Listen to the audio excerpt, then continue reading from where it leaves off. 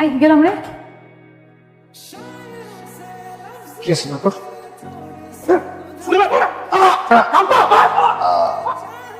ঠিক আছে, আচ্ছা আপনি উঠুন, হসপিটালে যেতে হবে।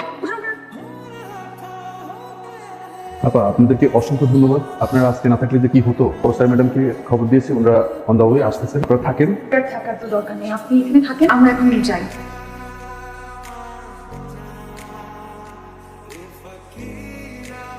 কি অবস্থা?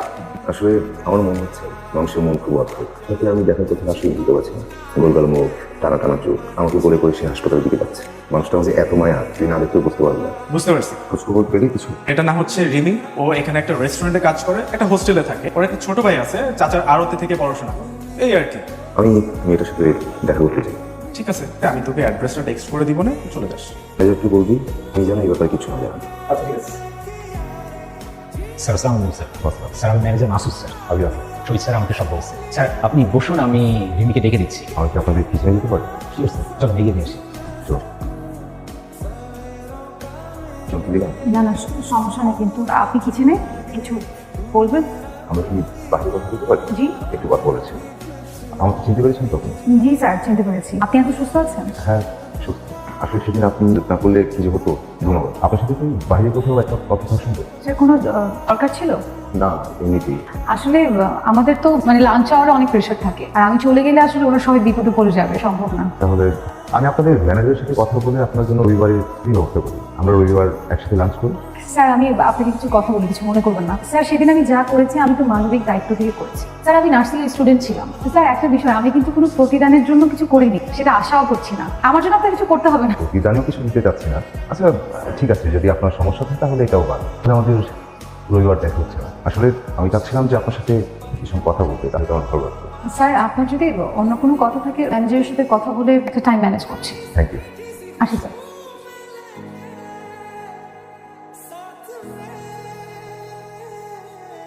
স্যার আপনি, আমি আবির আহমেদ। আপনি আমাকে আবির বলে রাখবেন। স্যার আমি আপনাকে আগে। হ্যাঁ, আপনি আমাকে আবির বলে ডাকবেন। জি স্যার, আগে। আসি তাহলে। ধন্যবাদ সময় দেওয়ার জন্য। আপনাকে। আপু তুমি কিন্তু ওই দিনের ঘটনা পুরোপুরি চেপে গেল। চেপে গেছি মানে? গেছি, খাওয়া দাওয়া করলাম, বিকালে একটু ঘুরলাম, দেন শেষ। তোমরা দুইজনই এসে তো? জি আমরা দুজনেই শুধু। আপু ওই ভাইয়া যে তোমার প্রেমে পড়ে গেছে, এটা কি তুমি এখনো বুঝতেছো না? সারা মাইর খাবি একদম। কি বলিস এগুলা? এরকম কিছু না। হ্যাঁ সবচেয়ে বড় কথা, তারপর তো আমার কোনো কথাই হয় নাই, যোগাযোগ নাই তো। মানে এক সপ্তাহ পার হয়ে গেছে, আর তুমি এত স্বাভাবিকভাবে বলতেছো, মানে তোমার খারাপ লাগতেছে না? আচ্ছা একজনের সাথে আমি দাওয়াত খেলাম, আর তার জন্য আমার কষ্ট হবে। শালা এখন অনেক কাজ, যা ফালতু কথা বলবি না, যা। আপু তুমি তো একদমই রোমান্টিক না। মানে তোমার জায়গায় আমি হলে আমি তো মনে হয় কাঁদতে কাঁদতেই শেষ হয়ে যেতাম। আর যদি সারাদিন থাকতাম তাহলে তো মনে হয় পাগল হয়ে রাস্তায় বেরোতাম। হ্যাঁ লাঞ্চ আওয়ার, অনেক কাজের প্রেশার, যাও। আপু এত শত বুঝি না, মিষ্টি কিন্তু আমাদের খাওয়াতে হবে। ভাই প্লিজ চুপ থাক সবাই, কাজ কাজ কাজ কমপ্লিট করো তাড়াতাড়ি। শুনুন, আপনি এখানে? এটা আপনার জন্য। আমার জন্য? আজ অফিসে লেট হয়ে গেল, বাসায় ফিরছিলাম, ভাবলাম আপনার সাথে দেখা করে দিই। বাসায় ফিরছেন? হ্যাঁ বাসা নিয়েছি। ধরুন আপনাকে পৌঁছে দিই। না না আমি যেতে পারবো। প্লিজ আসুন তো। আমি কিন্তু যেতে পারবো। আসুন।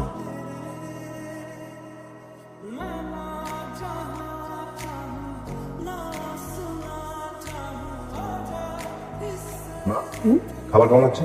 ইদানিং যে সমস্ত রেস্টুরেন্টে খাচ্ছি না, তাদের মধ্যে সবচেয়ে ভালো। কুক মেয়েটার সাথে তোমাকে পরিচয় করে দিব। ওর নাম রিমি। কুক মেয়েটাকে তুই চিনিস কি করে? ও আর একটা ছেলে মিলিয়ে তো আমাকে হাসপাতালে নিয়ে গেল। ও তাহলে ওকে ডাক, ওকে তো আমার থ্যাঙ্কস বলা উচিত তাই না? আচ্ছা তুই কি ওকে কিছু টাকা পয়সা দিয়েছিস? তুই কি টাকা পয়সার জন্য কথা বলতে? আচ্ছা যাই হোক, আমি ওকে নিয়ে আসি। আপনি যা করছেন মানে বুঝে করছেন সরি। না, মানে বলছিলাম যে আমরা তো কিচেনের মানুষ, আমাদের রেস্টুরেন্টের ভিতরে যাওয়া এবং কারোর সাথে কথা বলা এগুলো আসলে নিয়মের মধ্যে নেই, মানে নিষেধ আছে। কে নিষেধ করেছে? এটা নিয়ম। একদিন নিয়ম ভাঙা যায়। মানে এইভাবে এই পোশাকে কারোর সাথে দেখা করা, মানে বুঝতেই তো পারছেন। Okay good. মা ওকে সব করছে। মা তোমাকে ধন্যবাদ জানাচ্ছি। আচ্ছা আচ্ছা ঠিক আছে, আপনি জান আমি আসছি। জি আসসালামু আলাইকুম ম্যাম। ওয়ালাইকুম সালাম। বসো। জি আপনি বসুন। তোমাকে যে আমি কি বলে ধন্যবাদ দিব আমি ঠিক বুঝতে পারছি না। তুমি সেদিন না থাকলে আবিদের যে কি অবস্থা হতো আমি জানি না। ইয়ে, তুমি কোথায় থাকো মা? কাছে। বাবা মার সাথে? আমার বাবা মা নেই, আমি এখানে একা হোস্টেলে থাকি। আমার একটা ছোট ভাই আছে।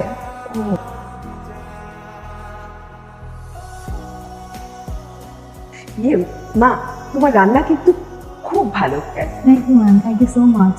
আবির, আগামী মাসে তো তোর বিয়ে, আর ওর রান্না খেয়ে আমি যা বুঝছি আমাদের বাড়িতে বাইরের কত গেস্ট আসবে, বিদেশি গেস্ট আসবে। ওর রান্নাটা যদি আমাদের বাড়ির সব আত্মীয় স্বজন খাওয়ানো যেত, আমার মনে হয় তুমি এই কাজটা করলে আমি খুব খুশি হব।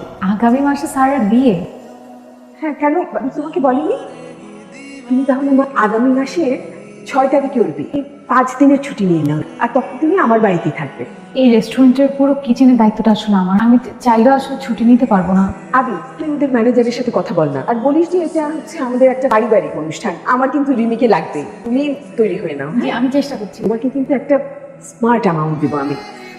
আবি, ওকে কিছু অ্যাডভান্স করে দিস। হ্যাঁ, আজকে বরং আমরা উঠি না। মানে আবির স্যারের বিয়ে, তুমি যাচ্ছ ওই বাড়িতে রান্না? কেন যাবো না? এটা আমার কাজ। রেস্টুরেন্টে মানুষদেরকে রান্না করে খাওয়াই, বিয়েতে মানুষকে রান্না করে খাওয়াবো। তোরা না কল্পনায় বসবাস করিস, কিন্তু ছোটবেলা থেকে আমি বাস্তবতা দেখি বড় হয়েছি। আমার সব কোনো দুঃখ কষ্ট নাই, কিন্তু আমার সব খারাপও লাগে না। কোথায় আবির স্যার আর কোথায় আমি, তার বাসায় আমি একটা কর্মচারীর জব পাবো, এতে আমি অনেক খুশি। আমার দিকে দাও, সত্যি করে বলো, তুমি কি আবির ভাইয়ের সাথে ভালোবাসা রাখো না? অর্ডার আছে অনেক, তাড়াতাড়ি কাজ কাজ কর। মানে তুই এমন মুখ গুমরা করে কেন বসে আছিস? কালকে তোর বিয়ে, সবাই কিন্তু বিষয়টা দেখতেছে। আমি রিমিকে ভালোবাসি, বিয়ে করলে তো রিমিকেই করা উচিত, তাই না? আমি কখনো রিমিকে হারাতে চাই না। এটা কি কখনো পসিবল? তোর সাথে ওরিমের স্ট্যাটাস একদমই জানি। হ্যাঁ, আমি বুঝতে পারি, কিন্তু আমার তো বোঝাতে পারি না, তাই না? আমি একটু সময় চেয়েছিলাম, মাকে আমি বারবার বলেছি যে একটু সময় নিই, তো মানিল না। আন্টি ব্যাপারটা খুব ভালো মতোই বুঝতে পেরেছে। তোর কি মনে হয় আন্টি ওকে রান্না বান্নার দায়িত্ব এমনিতেই দিচ্ছে খাল কেটে কুমির আনার জন্য? আন্টি তোকে বুঝাই দিছে যে ওই মেয়ের সাথে তোর আগানো উচিত, এটা তোর বোঝা উচিত। ও ইচ্ছে করে আসে, এত বড় টাকা ইচ্ছে করে আসে? রিমি সবার মতো না, ও একটু আলাদা। আর টাকা একটা সংখ্যা, এটার পিছনে আমরা ছুটি, আর সবাই ছুটে না। মানুষ রক্ত মাংসের মানুষ, মানুষের আবেগ অনুভূতিটাকে একটু মূল্য দিতে শিখে। মানুষের আত্মসম্মান বলে একটা কথা থাকে, মানুষের আত্মসম্মানকে আর টাকাকে একমাত্র মাপি না। তা তুই যা, আমি একা থাকতে চাই। নিজেকে একটু শক্ত কর। এই বিয়েটা তোর জন্য কতটা ইম্পর্টেন্ট, তোর কোম্পানির জন্য কতটা ইম্পর্টেন্ট আমার থেকে তুই খুব ভালো করেই জানিস। এত বড় প্রতিষ্ঠিত পারিবারিক একটা কোম্পানিতে দেউলিয়া হতে দিস না। নিজেকে বাস্তবতার কাছে আত্মসমর্পণ করে দে, এটাই তোর জন্য ভালো। তুই যা।